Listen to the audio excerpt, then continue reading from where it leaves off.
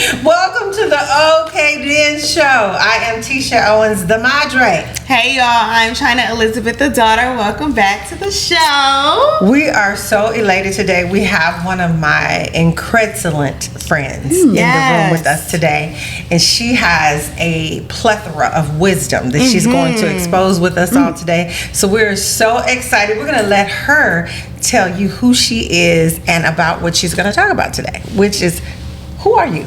Thank you. So I am a woman who loves God and loves my friends. Yes. And my name happens to be Tante Williams. I am a legacy planning expert. Hey. I mean, we'll use that loosely for now because I'm still learning. I love but that. Okay. I have a passion, as you know, and that is to basically inspire people to live today in a way that blesses someone tomorrow, or live today in a way that they want to be remembered tomorrow. So that's who I am. That is wonderful. Thank you. So you have something in your hand. What is that? I have a beautiful book here, and it's beautiful not because of the pretty colors on the outside, but because of the information that it has on the inside. My mission, as I stated, is to basically get people to think more about their legacy, right? And it's not about waiting until you're my age, right? Which is, But I'm you're only like 25. If I'm 25, that makes you what, 12, 10, 12. And that probably makes you what, about 19? 30. Oh, just 30? Oh, you want to be older than me? Because I'm so much older than you. Okay, all right. But yeah, it's about planning today, just thinking about your legacy today. And that means if you think about your legacy today, you're thinking about the gifts that you're going to leave for people tomorrow, right? Gotcha. Your kids, your community, your aunts, uncles, so on. You just want to make sure you're giving when you're thinking about legacy. Can I see that for a second? Yeah, of course. First of all, how did you come up with this beautiful cover? It's purple, which is one of my favorite colors. Is it really? Yes, it is. Okay. Red and purple are my two favorites. I have them both. Well, I up can there. see the red. That's Yeah. yes. But you came up with this beautiful cover, and I want to know how'd you do that?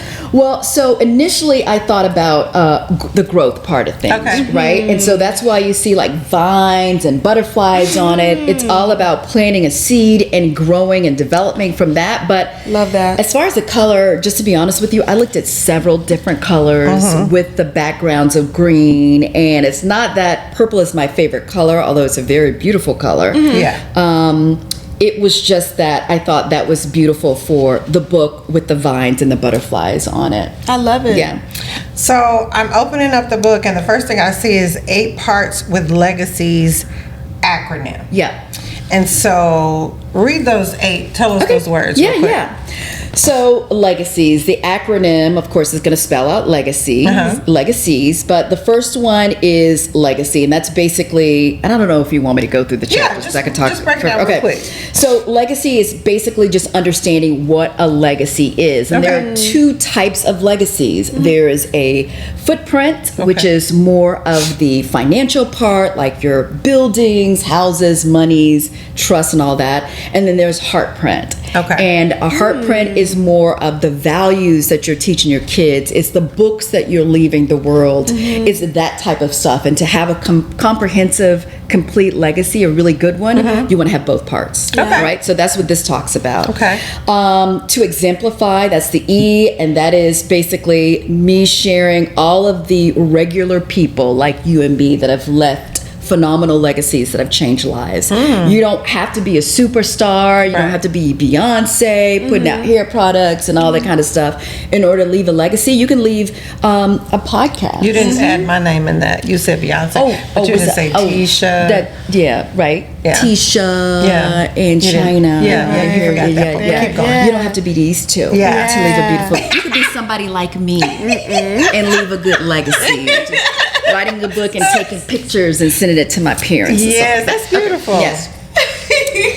So 3 is give. That's the G. And that is the basis of a legacy. You're leaving a legacy not to get all the glory, not to have your name on a building so you can live in infamy, or you can just live, by name the rest of your the rest of the time the world is here. Got it. It is basically about giving to others. So if you have your name on a building, there's nothing wrong with that as long as that building is giving and giving, and your family sees their name on the building and they want to give and give and give. It's all about giving to others. I love that. Yep. Activate. You know, we're going to talk a lot about, in this book, about putting together a plan. Okay. And then I was going to give you a percentage, but I'm getting old and I forget my percentages. But there are a lot of people who come up with ideas, right? They may even put it on paper, but they forget to activate it. And if you know Einstein and you know some of the quotes, he's left some really good quotes. He said that bringing a project to fruition is 1% inspiration and 99% perspiration. Wow. That's working it. So you put together a plan and you got to work it. So you got to activate. All right. Then you've got care. You got to make sure you're taking care of your plan, right? To make sure that it continues to move forward. You want to be innovative. And innovative here is basically talking about if you put together a plan and it doesn't work out, it is okay to switch it up if you need to, right? To be flexible, like you did with your beautiful home, right? You came in with this awesome house, and you're like, it is a beautiful house, but I need to make it mine. Personalize you personalized it. So you came in, and you probably had to flex a little bit, like I was going to put this there, but it didn't work, and you moved it around, and you came out with this beautiful. What would I call this? Like masterpiece. It is a masterpiece that is so welcoming and giving to anybody that comes into the house. Amen. I love it. Okay. Then you've got economics, and I know a lot of people don't like talking about the economics part of it, because we want to get our money and we want to see the fruits of our labor now. We want to go out and buy our beautiful cars and our luxury this and that. We want to go on vacations, but some of that, and it's okay to do that. You just have to have a balance, right? Some of that moolah, you want to make sure you're being a good steward of, and you're passing it on to the next generation or to the community. And the last one, share. And that is once you decide to put together a legacy plan and you're living that legacy that you're wanting to be remembered for tomorrow, you want to share that with your family, the community, so that they will know how to put together a legacy too. That's beautiful. Yes. So I'm curious to know what made you so passionate about it. Like, how did you find out about these things? Like, what made you want to go ahead and that's a good question. Go all in with the legacy. Yeah. So that's a good question because I didn't start with the end in mind. Like people say, when you have a project, you want to know what you're going to do. I started researching legacy because I wanted to be a better steward of me and my money and my time. And I am a bonus mother. I don't have biological kids, so I wanted to know that I was leaving an impact for my girls that I was blessed with, right? That not only I was leaving an impact, but I wanted to do my job because they have a good mother and father. The mother and fathers are doing their things, but they're in my life for a reason. I wanted to make sure that I was imparting principles and values, but then also made sure that I was giving them something that could live on long after I did. That's beautiful. So I did all my research, and then I thought, hey, why not share with other people? I love it. It may or may not work. I don't know, because I'm still living this life and still thinking about the results that they will get from me, or the fruit they will get from me, but it is one way of doing things, and I wanted to share it. So when I think about legacy, I do think about leaving things behind, or whether it be a memory or a gesture or an item, things of that. So when you talk about legacy, even with what you've shared personally, what is it that you are wanting to leave behind? We have the book. This is one of the things right here is the book. But then you personally, you have said, I want to impact my girls. I want to leave this behind. When you think about that, what is it that keeps you going with pushing with legacy? So there's a multitude of things. And I'll start with something that could be a little controversial. All right. And that is, we like controversial. I feel a responsibility to my people. I feel a responsibility to Black and brown people. Yeah. Okay. Why? Because I'm Black and brown. Okay. And I have a lot of people in my life that are black and brown that I love. Yeah. And we've got to do something as a people collectively to turn us around. That's good. All right. We've got to start somewhere. And I know that there's various ways to do it, but for me, it starts with the parents. Yeah. And if the parents can't do it, it starts with us. Yeah. Right? So, I mean, we can't control our parents, right? Sure. But we can control ourselves. Yeah. And we've all got to figure out what part we're supposed to play here on this earth. Correct. To help out our people. Now, we may have a lot of different things that we're supposed to be doing here on this earth. Right. But that portion of it, because I know that God shows his love through people. Yeah. That portion of it where we are supposed to do things to help out our people, I think is what we need to pay a little bit more focus to. Because a lot of us are not. How did you know that, though? How did you know that that particular group of people even needed that kind of assistance? Because I'm one of them. Okay. Right? I come from a beautiful family. Okay. And you met my mother and I father, did. right? My dad's a preacher. My mom's and they're both good people, but they're not perfect. And I look back on some things that maybe I would have done a little differently to give more encouragement and confidence to the kids.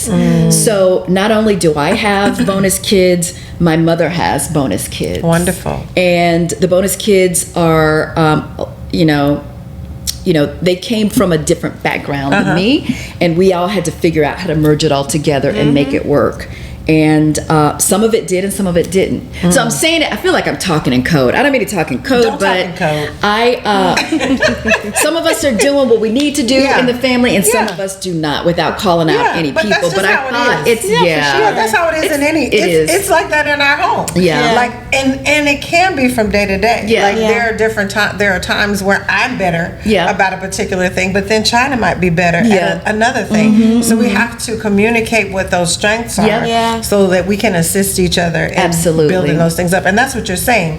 You're saying sometimes even as children, we don't always get what we need to further us. We learn Yep. as we mature and we're surrounded by other people with wisdom, but it does take getting the knowledge first. Absolutely. And that's what you've done. You've Yeah. created a blueprint, so to speak, for us to actually go and read and say, oh, these are things Yep. that I need to pay attention to. I need to start planning for Yeah, this. absolutely. And so in your planning, what have you learned about planning? Because legacy is also, how do I go about Yes. creating this thing or exposing this thing to make sure people are aware of it? So how do you go about planning legacy also? Yep. So it takes a lot of, and we talked about this a little bit, it takes a lot of ideas and thoughts and Yeah. wanting to give, but then you need to put it on paper, right? So you put it on paper, and then you work out, like, my goal may be to leave a scholarship, right, to someone. How am I going to leave a scholarship? I don't have a lot of money. Okay. Well, you can go back through and you can start planning. Well, if I would take out $100 out of each check and put it in a different bank account, then I can build it up to, $5,000, and then I can put, my mother's name on it or my name on it or whatever. Then I can go out and find someone who needs it, and then, but that just takes a plan, right? And it is so very simple. Writing it down probably is, I would think, I should say the discipline to do it. It's probably the that's hardest good. thing to do, but write it down, make sure you have that discipline, or write it down and put it in a spot that you can see it all the time, which reminds you, and then that would help you go through and kind of, So it just all takes some organization and some, what's another word for discipline? Some wanting to. It takes some Strong desire. Yeah, it just takes some strong desire to want to get it done, and you can do it. You just have to plan out something each day or something once a week to make sure that you're hitting those goals, so that you'll get to your ultimate mission. That's really good. Yeah. Taking small steps. Chyna, small steps. Can you leave a legacy by putting those bracelets in my room, and then they can become mine? See how she just what does that sound? You want to write a plan for that? Can you see? I was waiting for the joke. I was under the impression that legacy, it usually is passed down or passed up. So therefore, me being the daughter, I will gladly keep these bracelets. And she can pass me on some shoes or something. Okay. Y'all wear the same size? We do. Ooh, we do. Wowza. So I will gladly take those shoes. Just take the whole closet. There you go. But anyway, so. Because now she did. I just happened to look over there and go, since we're talking about legacy. They're pretty and blingy. With all them bracelets over there. Yeah, but yours got a different kind of thing happening. Your legacy is stacked. Yeah, they're for my stack. She's speaking into you. Your legacy is stacked, so it's stacked for Yeah, she's speaking into your stack highly. So Tante, a while we were. I want some bracelets. What about?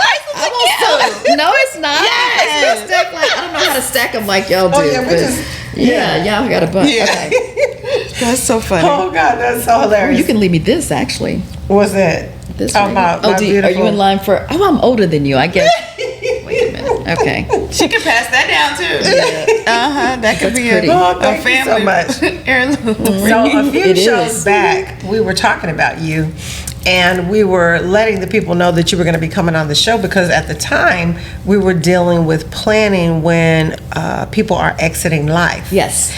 And people know that I lost my father. Chyna lost her grandfather some weeks ago. And we were just talking about the process of preparing even for those things because that's still legacy driven. When someone is aware, we all know at some point we're going to die. We all know that. That's not even a question mark. However, there are some people that when they get up in age or what have you, they start to really think about things that they want to plan or they want to leave behind and how they want to go about doing that.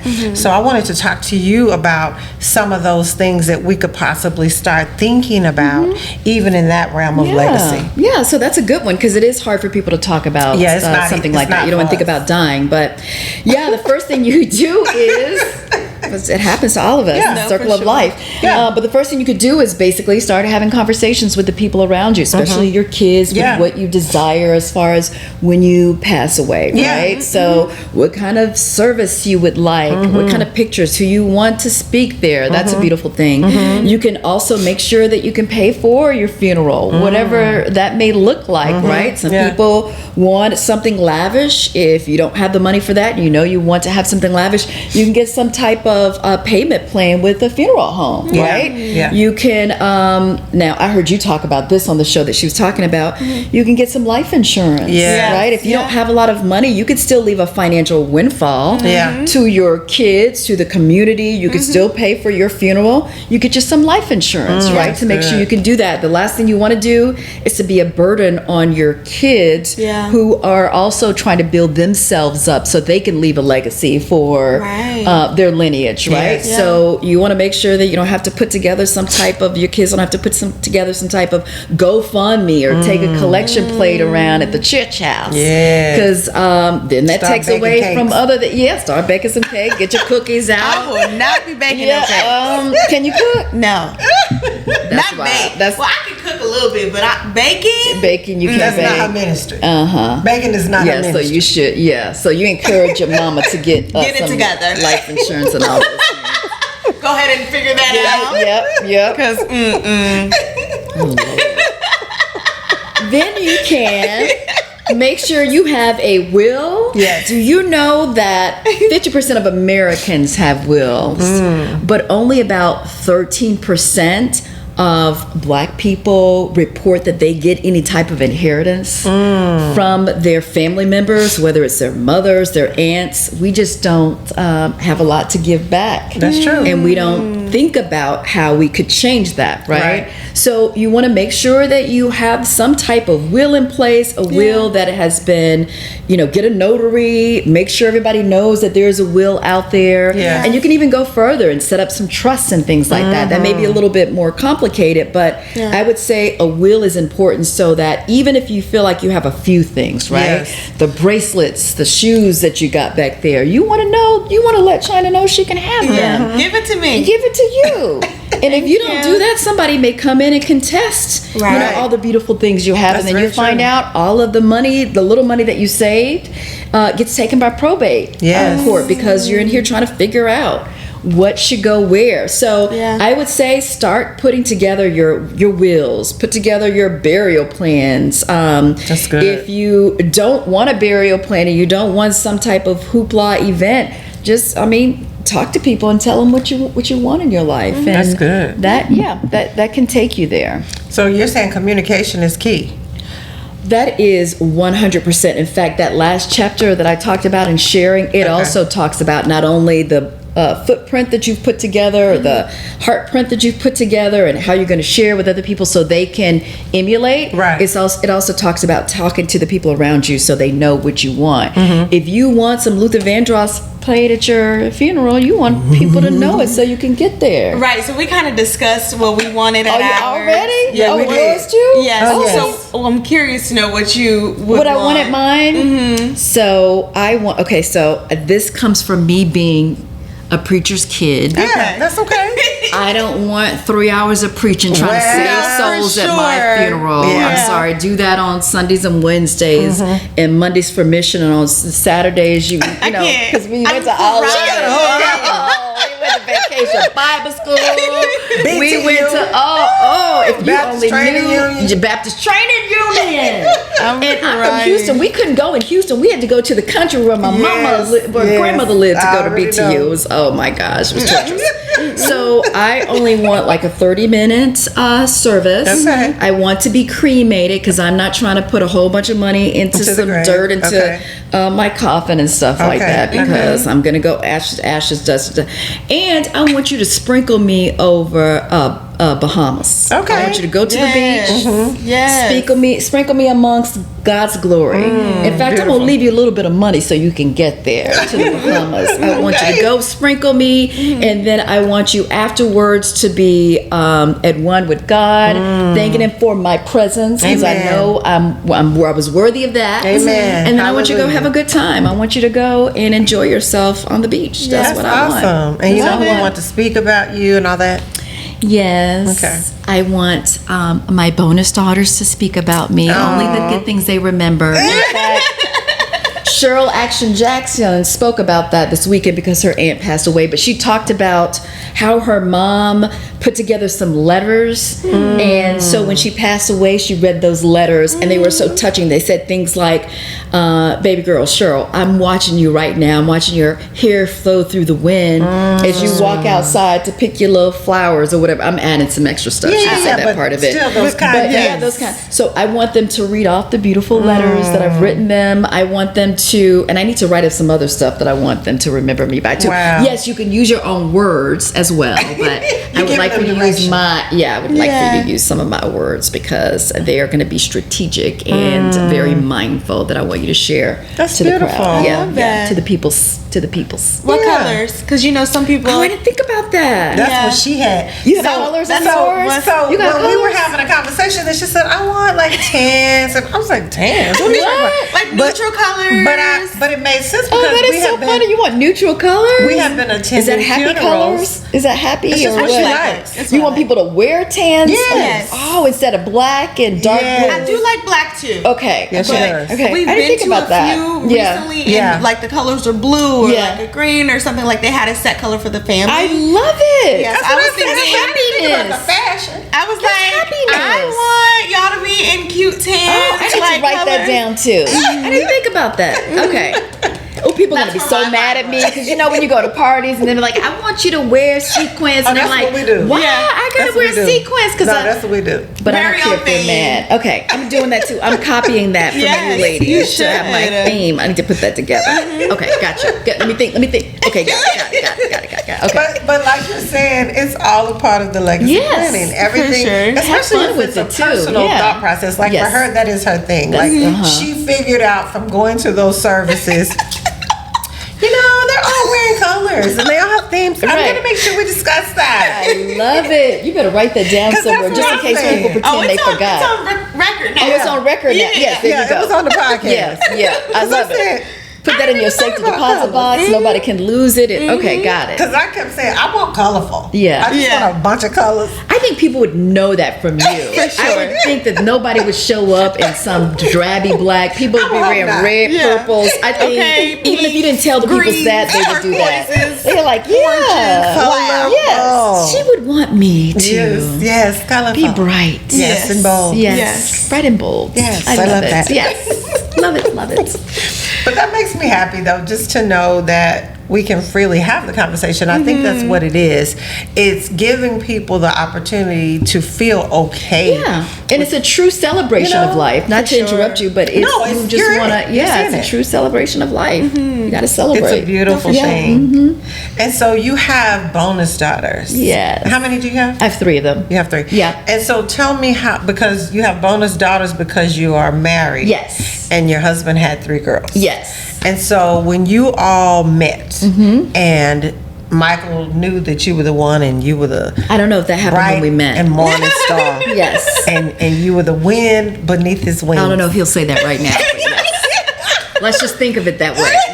Yes. I get on his nerves. Hey, we all get on each other's nerves. Yeah. I tell people all the time, my husband and I take it one day at a time. Yeah.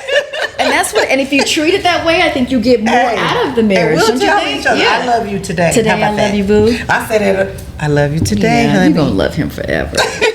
I already know it. It's a forever thing. Yes, well, Lord willing, hallelujah, glory's the Lamb.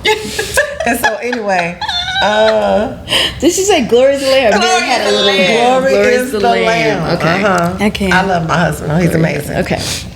So you Yes. met, Yes. what's his name? Mike. You know Mike. Y'all knew each other I know before him. I'm because. saying it for the Oh people. yeah. Okay, because Mike knew Tisha before I met her, of course, and before I met Mike. Yeah. Because he played basketball He did. in Indiana, and in fact, Mike knew your first husband. Yeah, my right? children's father. Your children's father. In Minnesota. So this is for me and Mike. This is our second marriage. This is our, okay, yes, Yep, we're both of second us. time around. Yeah, second timers. Second, Yeah. I tell him this is second and last. Like I don't Okay, care. that's how I feel. If you fall out of love, if you don't think I feel the same you thing. stuck, brother. Okay. So To let's this, just get I that love us straight. and some part. And some part. I love Now, it. I'm not one of those. If I can't have you, nobody else can. Oh, but yeah. he ain't going nowhere. Right. Hey, He ain't going toot, toot, nowhere. and beep, beep. So there you go. All right. So I was married to my first husband for 8 years, Okay. and then we divorced, Okay. and I met Mike. Now, the first time I met Mike, he was married. Okay. So he was at a Eddie Bernice Johnson fundraiser. Oh, I remember Eddie Bernice. And yeah, and before she passed away, she's like, I get credit for introducing y'all. Mm. But anyway, he was at a fundraiser. I was there on a date with somebody else. He came in and he was there for the fundraiser, and some mutual friends basically said, hey, let's go in and everybody put your hand in together and we're going to be successful. So it was like, love it. 1, 2, Like 3. this. Yeah. Yeah. So we didn't necessarily meet there, but that's the first time I saw him. And honestly, I did. He tells a story which is not only partially true. Okay. He tells a story of walking in, and he says, I got up and was looking like, ooh, who that is? Who that What's your is? date though?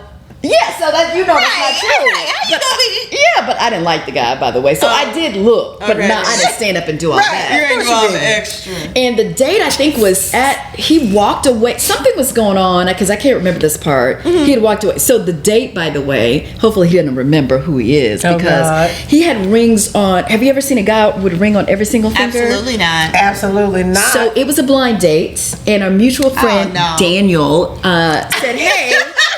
why don't you go out with me and this guy? You know, we're gonna introduce you to this guy. I think you'll like him. He's smart. Blah blah blah. I walked in, and the first time I saw him, I was like, no, absolutely not. And there was nothing wrong with him. Right, it was just the rings on every. But you know, I tried to give him a chance. I was like, okay, so let me ask him what the rings mean. Maybe it's his father's ring, his mother's ring, or something. Yeah. And so I walked in. I was like, oh, so tell me about your rings. And he goes, oh, you like them? Well, I got this one and so, and I had my jeweler make that one. I was like, okay, no. So I didn't care about him the rest of the night. But okay, so Mike walked in at the Tower Club, and I did look, and one of the ladies that was sitting at our table says, oh girl, he's married with 3 kids. And that was it. I was like, dang. All right, okay, cool, no problem. So we go in and we do the 1, 2, 3, you know, be successful. That was the end of the night. So then a year and a half later, I didn't know he was having problems at his marriage at that point. A year and a half later, my friend Daniel comes up and he says, do you remember the guy who had on the gray suit and blah, blah, blah? And I was like, no, I don't remember him, but I did. You did. I don't know what you talking about. Who went? Well, Daniel wanted to do some business with him, and Daniel does some duck work. And he said, I'll meet you for business. We could talk about it if you bring your friend with you that was at the Tower Club. And basically, that's how we met. So we met at Hotel Zaza. We talked a lot. And that's a whole nother story. And then basically that's how we really met. And then we started to kind of go out on some dates. Oh, wow. That was a long story to tell you. And then dates turned into what? Well, dates turned into, you know, being, well, see, I don't know if I can give you the whole story. Dates turned into, do you like me? Me saying, do you like me or what you want to do? And right, like, I don't know, because I just got divorced. I'm not sure what to do. But that's what I'm saying. And like, all of that. So process? 5 years it took us to get married. So 4 years to get engaged. All right. And I think of those, we probably super serious, like 1.5. Yeah. So we went out, broke up, I think too, for him, and I understood this because I'd gone through a divorce before, and I knew, you know, you were trying to find yourself after, because it's hard when you've been with someone for so long, you've got kids, and you know yourself as a husband and a father, and then all of a sudden you're not a husband. How do you deal with all of that? How do you deal with, Mike's good looking, and you know, how do you deal with all the women folk trying to come up to you and holler at you? So we went through some of those periods, but then decided that we were supposed to be together, that God put us together. Awesome. So here we are. We've been married for, it'll be 14 years in November. Wow, that's beautiful. And I know he loves me, and I love him. That's beautiful. We're gonna make it work, boo. We're gonna make it work until we can't. Well, make it work anymore. Yes, that's what it is. Mike is an incredible person. Like I said, when we met in Minnesota, what I remember about Mike is he was always so kind and hospitable. So when I met you, then I thought, oh, they're great together. I thought you guys were great just because I know who you are too, and just seeing your kindness and just how you navigate with others. You're always welcoming and just beautiful inside and out. No, seriously. And let me say this about you, not that I'm trying to give you out, it doesn't have to be a love fest. No, that's okay. I so love your energy, and I think the first time that I got a chance to interact with you wasn't very long, but I knew that you were a person of just filled with goodness. Person, you were just so giving and so beautiful and so authentic. I was like, it's a lot going on. But I felt all of it because she's serious, but she's funny. You know, I got both sides from you. I mean, you just a beautiful person, and you, my sweet, so honest. Yes, she is. I mean, I could give you. I mean, so honest and beautiful and just loving. I could just see it in your. You get a lot from your mom, but then you're also your own individual, and I see that as well. Thank you. Yeah, I love it. Yeah, we receive it. Okay. Yes. You already got it. So let's go back to your book. Okay. What was the hardest part of the book to communicate? You know what? That's a good question because I love that question because I think easy to put together a plan, like going through and talk about, oh, you should do this and this and that. But I think the hardest part for me was explaining the whys of we need this. We've got to have it, because there are so many whys that I feel that are important to me, but I wanted to make sure that people understood it should be important to them. I hear a lot of people say, you know, I don't have to do nothing but stay black and die, right? I mean, because some people are just used to working in survival mode. We as a people, we've been through so much, and we still go through a lot, right? Just because of the color of our skin. We go through a lot because of how our families were formulated and how society tells us, or who society tells us we should be. It's just, it gets so confusing. So I wanted to make sure that I wasn't like pointing the finger and preaching, but that I was reaching something that would hit a point in you and, you know, other people that would share with them that this is a must. We can't, this is a state of emergency. Amen. We can't sit back and just not do. We can't sit back and not be better. And then once we get better, we cannot sit back and gatekeep. We cannot say, I'm good and I got this and I'm not going to share. We can't afford to do that with our people anymore. We've got to pass on so that our children have a leg up and that their children have a leg up. It's biblical. It is something that you should see is needed in our society, in every single religion and culture. Basically, leaving a legacy is one of those most important things that you can do. That is what we're supposed to do as a parent. That is what we're supposed to do as an aunt and uncle. I mean, it's like, just go back and look at the statistics. We are such a smart, resilient group of people. There's no way that we can't be further financially. We can't be further morally and spiritually than we are. We've got all the tools. We just need to come together and use them. That's really good. So good. I love that. So I got one other thing I want to talk to you about. So I noticed that on social media, you do a lot of connections with your girlfriends. Yes. Now, is that intentional, or even with legacy? Let's connect the friendships with legacy. So speak to us regarding that. I love my friends. I love them with all my heart. There are different type of friends that I have in my world. I mean, I've got some for this, some for that, and you know, you have a lot of friends too. I have my core, but I love them because they bring something to me, each differently. They deposit different things within me, and I pray that I'm doing the same back to them, because that's my goal. That's what I want to do.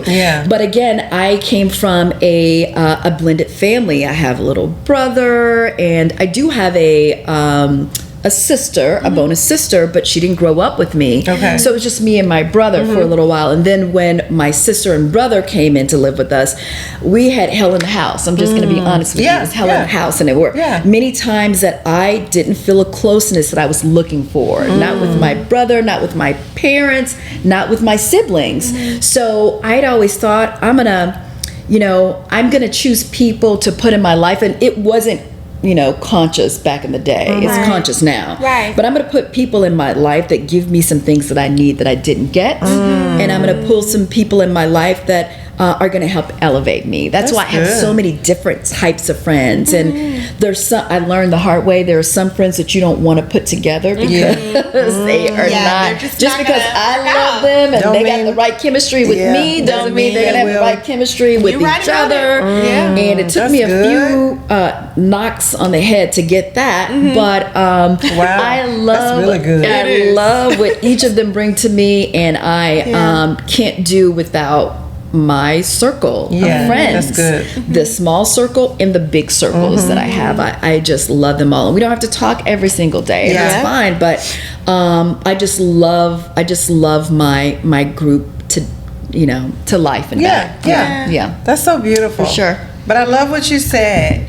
You said just because they're your friends doesn't mean that they have to connect with your other friends because it's not necessarily a chemistry. No. And they can if they want to. Yeah, I of would course. love I it. And make it understand that. easier on me, right? If I could just spend time with everybody at once. Right. But it doesn't work out that way. No, it doesn't. It just, and that's okay. It's okay. Yeah. It's all right. And so you had to learn that. You said the hard way. How did you finally figure it out? Where do I even begin?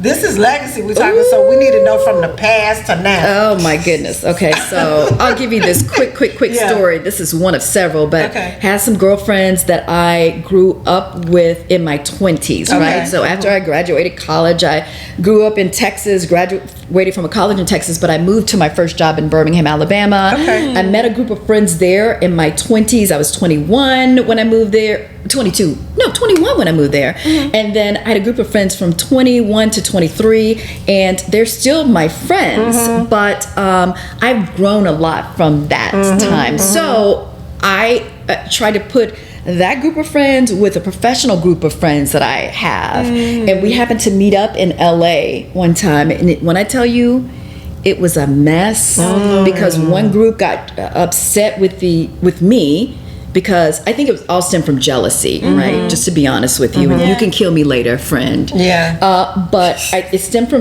from jealousy. And they said that I was acting differently with that friend than I was with the other friend, and I could have been, but because I've grown. I mean, you develop, you don't stop growing. No, for sure. But all kinds of cussing and stuff went on. It was so bad that I you would think I would have learned my lesson at that point, but I had not, because I did it again, and then I decided never again, right? I'm just not on a trip somewhere. A trip is crazy. Why did I do that? I don't know.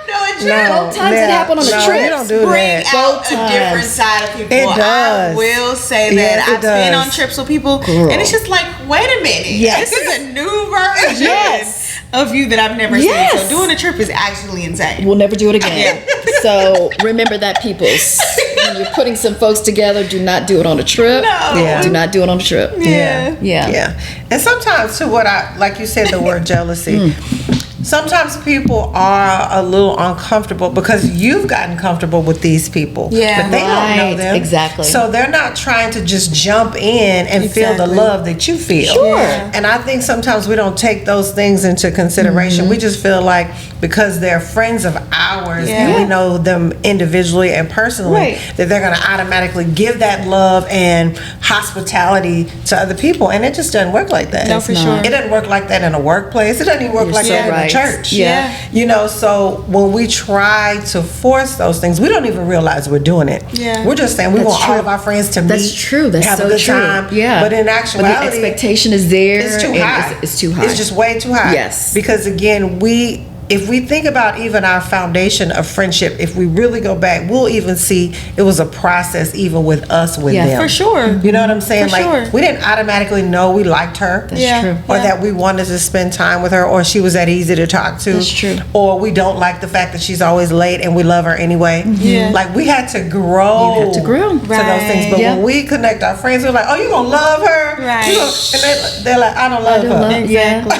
And stop trying to force me to. And it's my first time. I'm never gonna love her like that. That's your relationship. No, for sure. I preaching. Had those. You preaching to the sisters. I mean, it just happens. To the sister it really friends does. out there. And That's so true. I just think it's because we don't think it all the way through.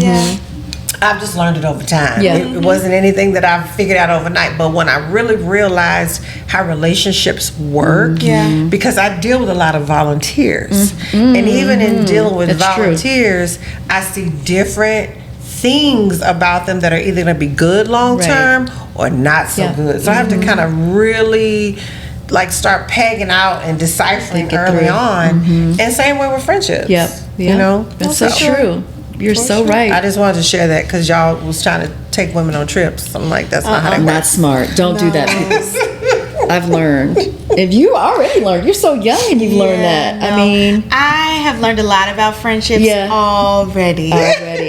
And how old are you, Chyna? I'm 24. About to be girl, 25. you're advanced. You're advanced. Hallelujah. Hallelujah. It's wisdom. Yes, that's true. But I do a lot That's of true. talking about friendships. Yeah.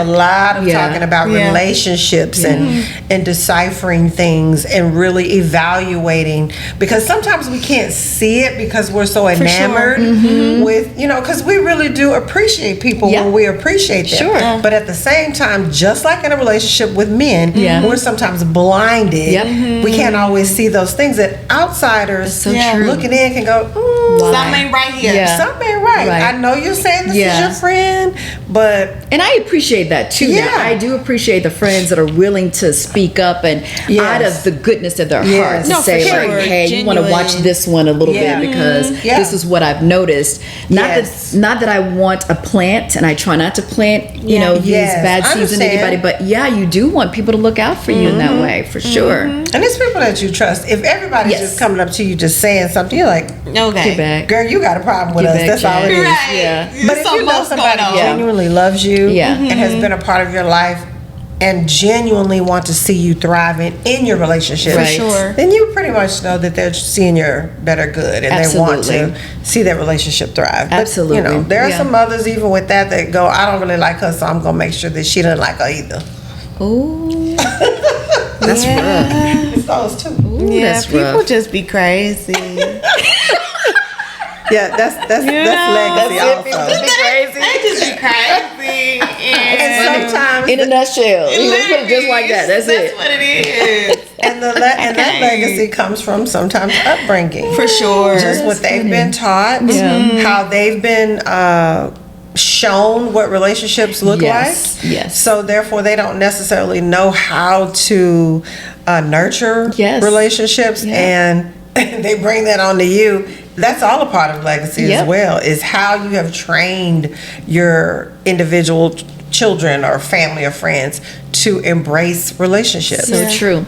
And so me and a girlfriend wrote a book called We Got This Sis. Yes, yes. And that's part of it too. That's part of Yes. talking about friendships and how you basically have to step back, and you don't need to analyze every friendship. I'm not saying that you have to put on that much work into it, but you do want to give people an opportunity to figure out who they are and why they tick. Yes. And well, we talk about love a lot in it, because in relationships, if you look at love is the root of everything when it comes to marriage, friendships, or all of that. But if you don't love yourself, or if you haven't had people show you what a good friendship looks like growing up, or you're not gonna know how to how to have a friendship. How to deal with friendships. That's something I had to learn too growing up, right? Because my mom has a family of 18. She had a family of, I said 18, I didn't mean 18. 13 brothers and sisters. Okay. And those were her friends. Yeah. And, brothers and sisters are going to stick with you no matter what happens. But friends, it's not quite like that. No, they sometimes fall away. Yeah, they do. And sometimes they need to fall away, right? And so I had to learn through my own experiences about friendships, what works, what wouldn't, and how far I'm willing to go with a friend versus not. It's just a whole bunch of stuff that goes with friendships. But that's so good. And that's another book you said you wrote? Yeah. So I wrote that in cohort with Dana Davis. And we talk about and we talk about friendships. We talk about and that book is basically a book of exhortations, right? It's 40 of them. Oh, I'm sorry. I hope they don't see it on camera. Cut that part out. Nobody saw that. Keep going. And so with the number 40 in the Bible, it represents trials, and at the end of the trial, something blessed should come out of it, right? So in the wilderness, 40 years, and being tempted, Jesus, day and night for 40 days, and there's a lot of 40s in the Bible, but then afterwards, there's a blessing at the end of that. So that's basically what the book talks about in as it relates to relationships. Amen. Right? Absolutely. That's beautiful. Thank you. Well, is it time to go already? We have had a super-tastic time with Tante Williams. Yes, ma'am. And so at the end of our show, we always ask each other from the conversation, what are we okay with? So we're going to ask you. Now, we'll start with Chyna. Okay, then. Good idea. Chyna, what are you okay with? I I believe that I am okay with taking the steps now to prepare for that time whenever it does come, because at the end of the day we don't know when our time is coming. So it doesn't matter how young or how old you are, you should go ahead and start that process. I love it. Yeah, that's good. Good. What are you Me? okay with? So I am okay with what I'm doing now, just what I'm leaving this earth. And it's not just about this book, it's about how I'm thinking about life and how I'm thinking about my family. And I know because of that, there in my heart, that I will leave a good legacy. So I'm okay with the legacy that I am leaving. Amen.